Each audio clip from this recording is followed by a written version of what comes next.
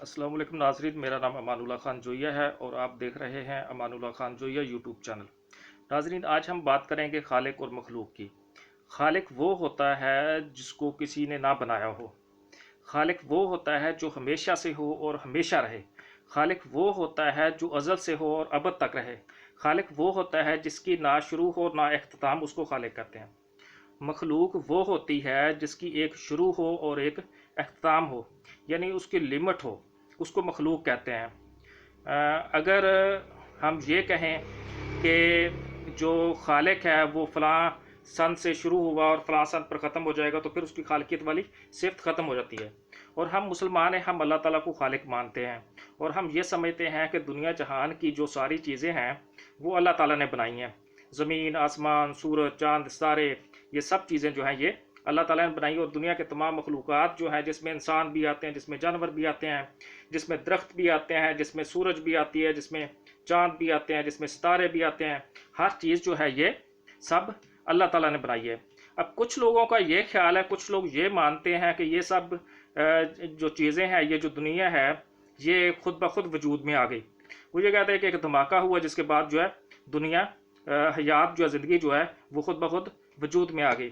तो इस बात को मैं ऐसे आपको समझाऊंगा कि एक बार एक शख्स जो है वो हज़रत इमाम अबू हनीफ़ा रज़ी अल्लाह ताला अन्हु के पास आया। तो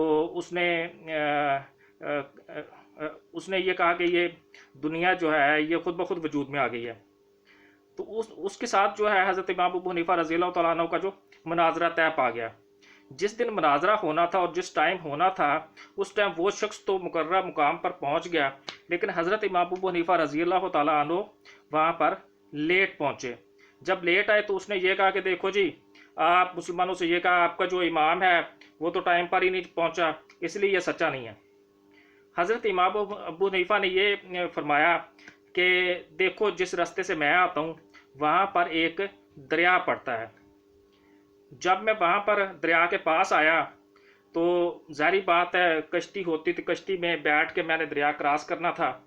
अब कश्ती मौजूद नहीं थी वहाँ पर।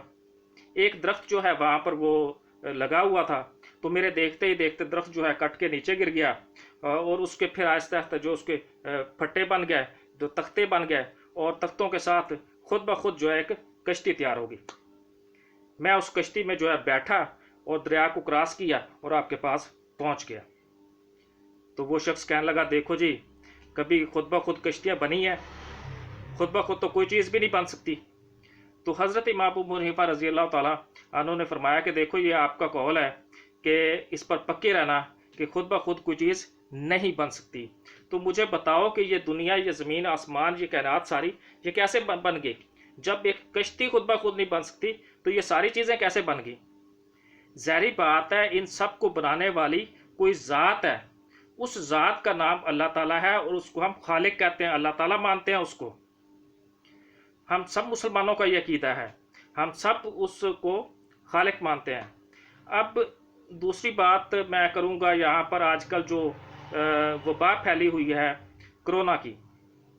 नाज़रीन देखें, ये सारी जो चीज़ें हैं, ये जो वबाएँ हैं, बीमारियाँ हैं, या जो तंदुरुस्ती मिलती है, या जो एक्सीडेंट होते हैं, ये सब कुछ जो होते हैं, ये बीमारियाँ भी जो होती हैं, ये अल्लाह ताला की तरफ से होती हैं और ये हमारी गलतियों पर हमें जो है ये दी जाती हैं। अब ये जो बीमारी है ये कैसे फैल रही है?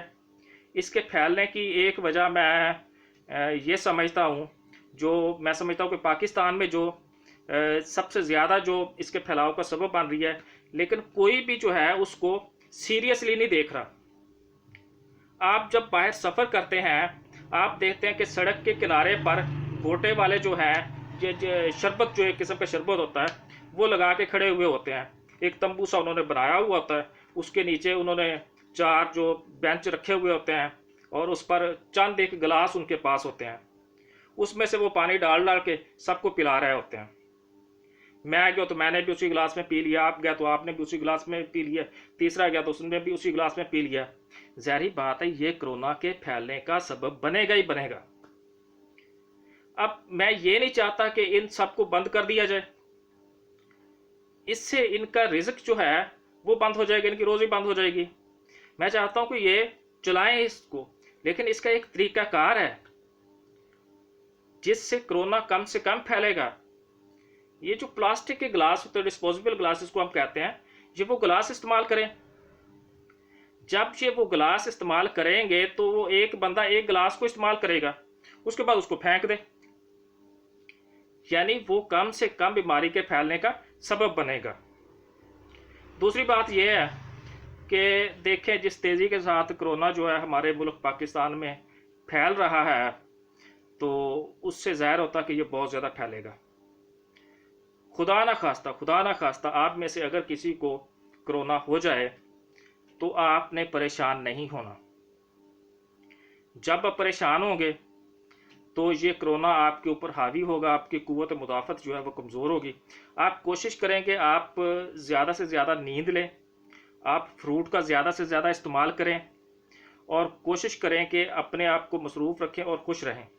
اس سے یہ ہوگا کہ آپ جتنا زیادہ آپ کے اندر قوت مدافعت ہوگی، زیادہ ہوگی، فروٹ استعمال کرنے سے، آپ دہی استعمال کریں، جو قدرتی غذائیں ہیں وہ کھائیں، جو قدرتی غذائیں ہیں وہ استعمال جتنی زیادہ کریں گے، اس سے آپ کی قوت مدافعت میں اضافہ ہوگا۔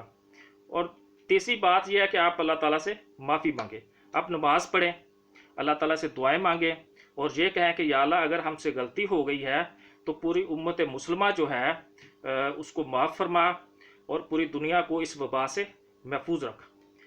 آخر میں یہ کہوں گا کہ اگر آپ کو ہماری یہ ویڈیو پسند آئی ہے، ایسی اور ویڈیوز دیکھنے کے لیے اگر آپ نے ہمارے چینل کو سبسکرائب نہیں کیا تو سبسکرائب کریں، بیل آئیکن کو جو پریس کریں اور لائک کریں، اور چینل کو سبسکرائب بھی کریں اور شیئر کرنا مت بھولیں۔ شکریہ۔